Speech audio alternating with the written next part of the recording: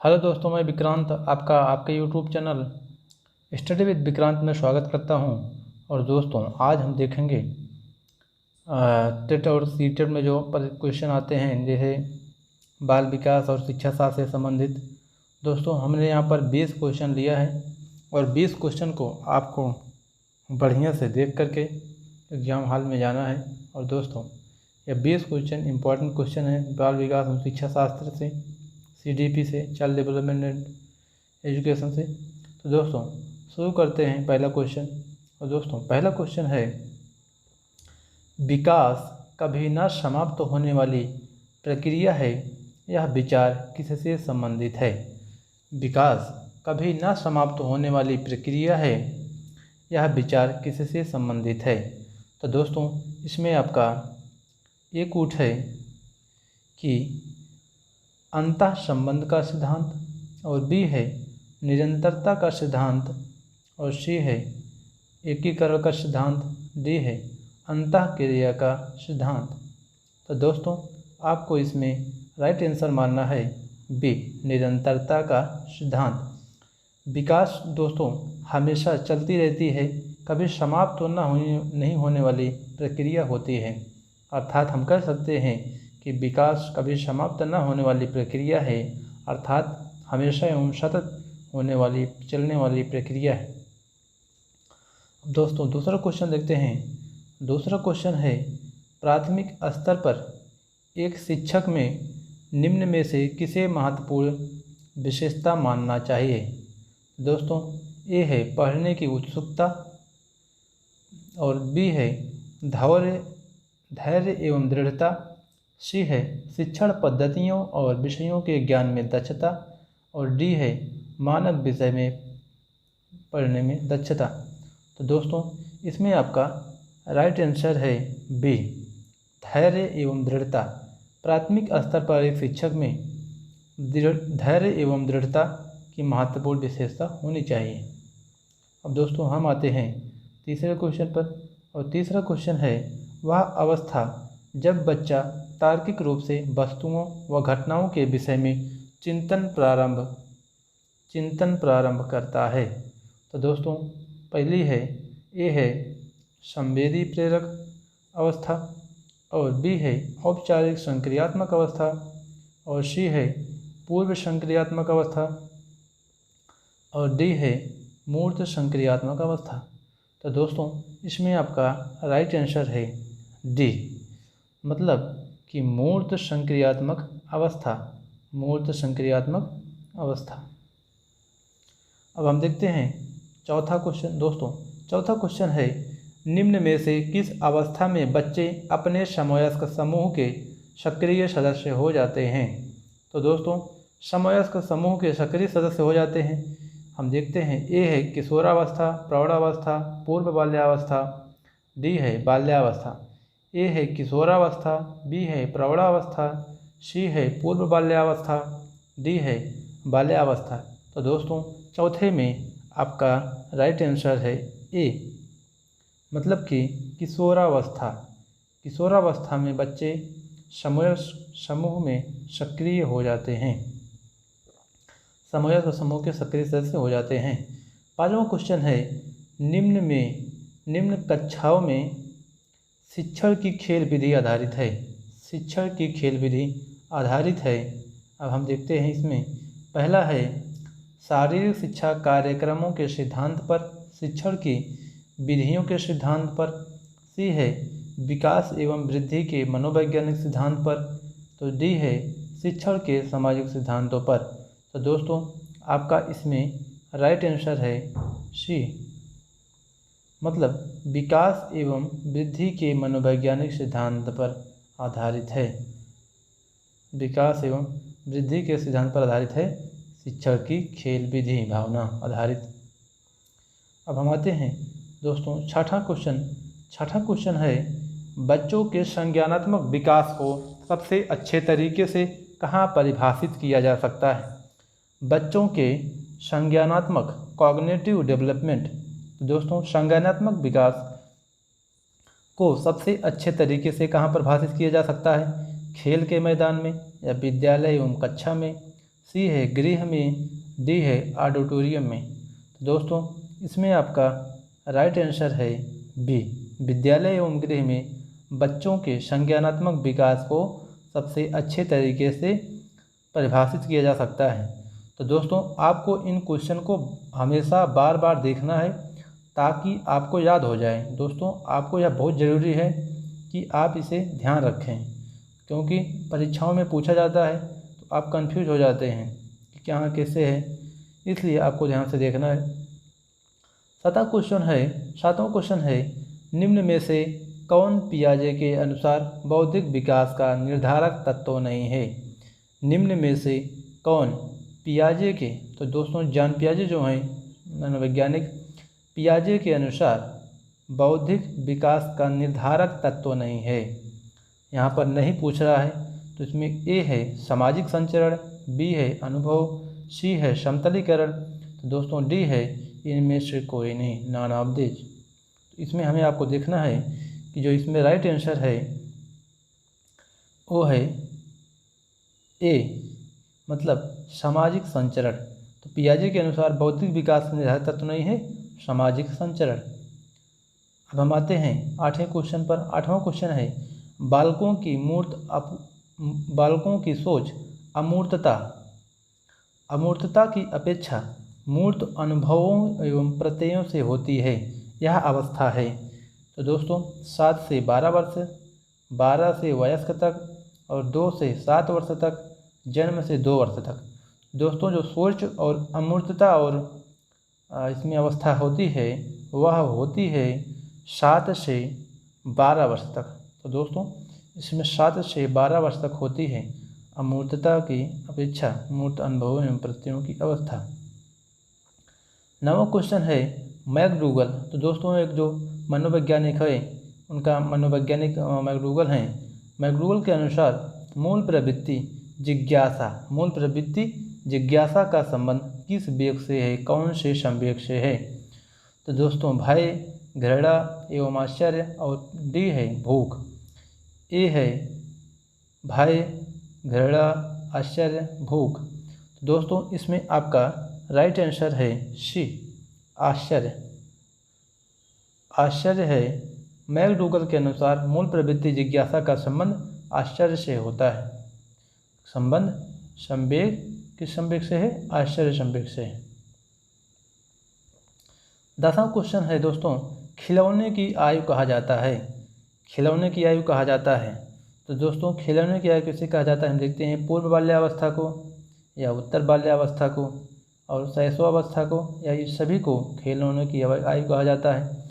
दोस्तों जो इसमें आपका राइट आंसर है ए, पूर्व बाल्यावस्था को खिलौने की आयु कहा जाता है।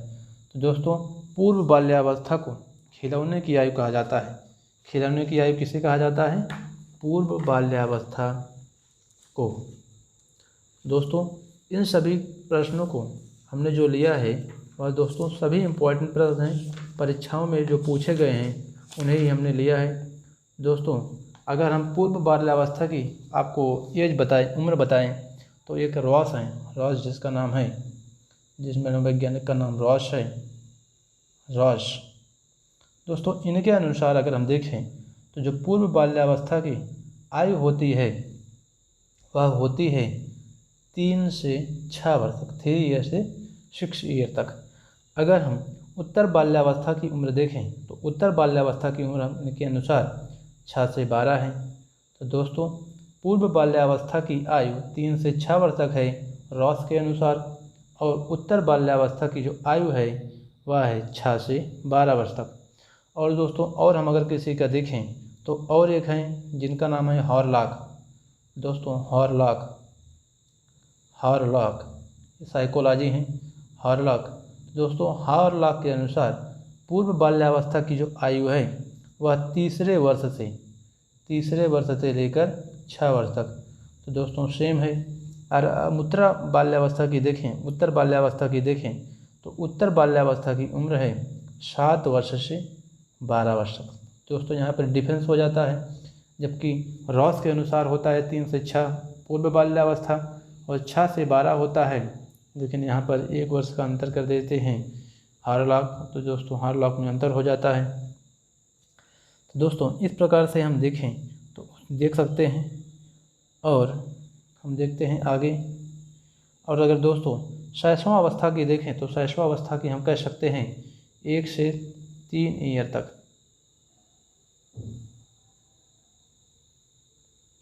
1 से 3 वर्ष तक, 1 से 3 वर्ष तक है शैशव अवस्था। और अगर हम उनके देखें तो हार्लॉक जो है हार्लॉक के अनुसार होता है, हार्लॉक के अनुसार यह होती है शैशवावस्था की उम्र जन्म से लेकर 2 सप्ताह 2 वीक 2 सप्ताह तक। तो दोस्तों हार्लॉक के अनुसार जन्म से 2 सप्ताह तक होता है, और रॉश के अनुसार 1 से 3 वर्ष तक होता है। अब दोस्तों 11वां क्वेश्चन देखते हैं। 11वां क्वेश्चन है शर्म एवं गर्व जैसी भावना का विकास किस अवस्था में होता है? शर्म एवं गर्व जैसी भावना का विकास किस अवस्था में होता है? ए है शैशवावस्था, बी है बाल्यावस्था, सी है किशोरावस्था, डी है वृद्धावस्था। तो दोस्तों अगर हम 11वें में आपका राइट आंसर देखें तो 11वें में राइट आंसर है बी बाल्यावस्था। तो दोस्तों बाल्यावस्था में शर्म एवं गर्व जैसी भावना आती है। तो जो इसमें हम अगर बाल्यावस्था में देखें तो दोस्तों बी इसमें राइट आंसर है 11वें में बाल्यावस्था। और 12वां क्वेश्चन है शैशवावस्था की मुख्य विशेषता क्या नहीं है? सीखने की प्रक्रिया में तीव्रता, बी जिज्ञासा की प्रवृत्ति, सी चिंतन की प्रक्रिया, डी अनुकरण द्वारा सीखने की प्रवृत्तियाँ, मतलब देख कर सीखने की प्रक्रिया। अनुकरण मतलब देख कर सीखने की प्रक्रिया। तो दोस्तों 12वें में राइट आंसर है सी चिंतन की प्रक्रिया। इसमें 12वें में राइट आंसर है सी चिंतन की प्रक्रिया शैशवावस्था की मुख्य विशेषता है। तो दोस्तों अब हम देखते हैं 13वां क्वेश्चन। 13वां क्वेश्चन है बाल्यावस्था होती है। तो दोस्तों बाल्यावस्था की उम्र पूछी जा रही है इसमें। तो अभी हमने आपको बताया है कि बाल्यावस्था की उम्र क्या होती है। तो दोस्तों ए है 5 वर्ष, बी है 12 वर्ष, सी है 21 वर्ष, डी है कोई भी नहीं। तो दोस्तों 13वें में आपका राइट आंसर है बी 12 वर्ष तक। दोस्तों अभी हमने आपको बताया कि 3 से 6 जो है राष्ट्र के अनुसार है, और हार्लॉक के अनुसार 7 से 12 है। तो दोस्तों अगर हम देखें तो यहाँ पर से लेकर पहले पूर्व बाल्यावस्था है और उत्तर बाल्यावस्था है। जब दोनों को हम ऐड कर देते हैं तो उन्हें हम बाल्यावस्था कहते हैं, और बाल्यावस्था की जो उम्र है वह 12 वर्ष तक होती है। तो इस प्रकार से हम देख सकते हैं कि बी इसमें राइट आंसर है। और दोस्तों 14वां क्वेश्चन देखते हैं। 14वां क्वेश्चन है किस मनोवैज्ञानिक के अनुसार विकास एक सतत और धीमी प्रक्रिया है? कोलसानिक के अनुसार, जॉन पियाजे, स्किनर, हार्लॉक। दोस्तों ए है कोलसानिक, और बी है जॉन पियाजे, और सी है स्किनर, डी है हार्लॉक। दोस्तों आपका 14वें में राइट आंसर है सी स्किनर के अनुसार विकास एक सतत और धीमी प्रक्रिया है। विकास एक सतत और धीमी प्रक्रिया है, सस्टेनेबल डेवलपमेंट। अब दोस्तों हम देखते हैं 15वां क्वेश्चन। विकास में वृद्धि से तात्पर्य है? ज्ञान में वृद्धि, संवेग में वृद्धि, सी है वजन में वृद्धि, डी आकार, सोच, समझ और कौशल में वृद्धि। दोस्तों विकास में वृद्धि से आप क्या समझते हैं, यही पूछा जा रहा है। इसमें ए है ज्ञान में वृद्धि, बी है संवेग में वृद्धि, सी है वजन में वृद्धि, डी है आकार, सोच, समझ और कौशल में वृद्धि। दोस्तों 15वें में आपका राइट आंसर है डी ज्ञान में वृद्धि। दोस्तों विकास में वृद्धि से मतलब है ज्ञान में वृद्धि, न कि संवेग में, वजन में और आकार, सोच, समझ में वृद्धि, सोच, समझ, कौशल में वृद्धि। तो ज्ञान में वृद्धि से, विकास में वृद्धि से तात्पर्य है। तनाव और क्रोध की अवस्था है। तनाव और क्रोध की अवस्था है दोस्तों शैशवावस्था, किशोरावस्था, बाल्यावस्था, वृद्धावस्था। तो दोस्तों आप जानते हैं कि जो तनाव और वृद्ध क्रोध की अवस्था है वह अवस्था है किशोरावस्था। तो दोस्तों जो किशोरावस्था की उम्र है उसे हम देखें तो 12 से 18 वर्ष तक हम किशोरावस्था मार सकते हैं। अगर हम इसे देखें तो दोस्तों किशोरावस्था की उम्र है 12 से 18 वर्ष। रास के अनुसार। दोस्तों इसे आप अगर लिख देते हैं कहीं इसके अनुसार कितना उम्र होती है, तो आपको अगर दोस्तों अगर आप विस्तृत उत्तर लिख रहे हैं कहीं पर, जैसे बीएड के हो गए या डीएलएड के हो गए, तो आपको नंबर मिलने की संभावना ज़्यादा होती है, आप ज़्यादा नंबर पाएंगे। कंपटीशन में ऐसा नहीं होता है, कंपटीशन में केवल टिक मारना है तो आप कर सकते हैं। वहाँ भी ये पूछा जा सकता है कि रास के अनुसार बाल्यावस्था की उम्र कितनी है, तो 12 रास के अनुसार बाल्यावस्था की उम्र है, किशोरावस्था की उम्र है 12 से 18 वर्ष तक। अब हम देखते हैं दोस्तों 17वां क्वेश्चन, परिपक्वता का संबंध है, मेच्योरिटी का संबंध है। तो दोस्तों ए है विकास, बी है बुद्धि और सी है सृजनात्मकता, डी है रुचि। तो दोस्तों इसमें हम देखें 17वें में आपका राइट आंसर है ए परिपक्वता का संबंध है विकास, डेवलपमेंट। 18वां क्वेश्चन है एक बच्चे की मानसिक आयु 12 वर्ष एवं वास्तविक आयु 10 वर्ष है तो उसकी बुद्धि लब्धि क्या होगी। तो दोस्तों एक बच्चे की अगर मानसिक आयु 12 वर्ष है तो वास्तविक आयु 10 है तो उसकी बुद्धि लब्धि कितनी होगी दोस्तों 120। इसमें आपका सी उत्तर होगा। 19वां क्वेश्चन है कौन सा कथन सत्य है।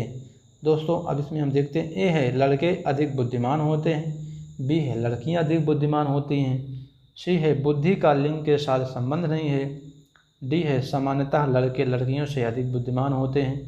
तो दोस्तों आप जानते हैं कि लिंग पर कोई असर नहीं पड़ता है, कोई व्यक्ति बुद्धिमान है, एक मंद बुद्धि है, इसलिए आपका इसमें राइट आंसर है सी, बुद्धि का लिंग से कोई संबंध नहीं होता है। दोस्तों जो मेहनत करता है उसमें ज्ञान होता है, ज्ञान प्रदान करता है, जो मेहनत नहीं करता है उसे ज्ञान की प्राप्ति नहीं होती है। लिंग से कोई भी संबंध शिक्षा का नहीं है, ज्ञान का नहीं है। शिक्षक एवं विद्यार्थी के मध्य संबंध होना चाहिए। दोस्तों लास्ट आंसर है, लास्ट क्वेश्चन है शिक्षक एवं विद्यार्थी के मध्य संबंध होना चाहिए, स्नेह का, विश्वास का, सम्मान का या सभी। तो दोस्तों विश्व में आपका राइट आंसर है डी, डी आपका राइट आंसर है या सभी। तो दोस्तों लास्ट आंसर है बी, डी। दोस्तों शिक्षक एवं विद्यार्थी का संबंध स्नेह का भी होना चाहिए, विश्वास का होना चाहिए, सम्मान का होना चाहिए। दोस्तों इसलिए इसमें आपका राइट आंसर है डी। दोस्तों अभ्यास प्रश्न हम देख लेते हैं जिसे आप कमेंट बॉक्स में उत्तर देना है। यदि बच्चे की बुद्धि लब्धि 90 से 110 के बीच है तो बालक कैसा होगा। दोस्तों आपको बताना है कि बालक 90 से या बुद्धि लब्धि 90 से 110 के बीच है तो बालक कैसा होगा, सामान्य बुद्धि का होगा या प्रखर बुद्धि, उत्कृष्ट बुद्धि, प्रतिभाशाली। दोस्तों आप कमेंट बॉक्स में यह भी लिखकर बताइए कि बताइएगा कि सामान्य बुद्धि तथा प्रखर बुद्धि और उत्कृष्ट बुद्धि, प्रतिभाशाली, सामान्य, प्रखर, उत्कृष्ट बुद्धि की जो IQ लेवल होती है, IQ लेवल कितनी होती है सामान्य की और इसमें प्रखर की और प्रतिभाशाली की, उत्कृष्ट की।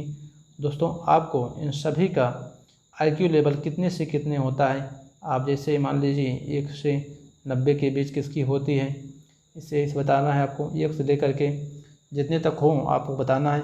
आपको दोस्तों कमेंट बॉक्स में उत्तर देना है और जिसका आंसर जिसका सही रहेगा दोस्तों हम उनमें जिसका पहला कमेंट आएगा, फर्स्ट 10 कमेंट जिसका आएगा उनका नाम हम अगले लेक्चर मिलेंगे। इसलिए दोस्तों कमेंट बॉक्स में आप उत्तर ज़रूर दीजिए। आज के लिए दोस्तों बस इतना ही। हमारे चैनल को लाइक, सब्सक्राइब और शेयर करना मत भूलिए।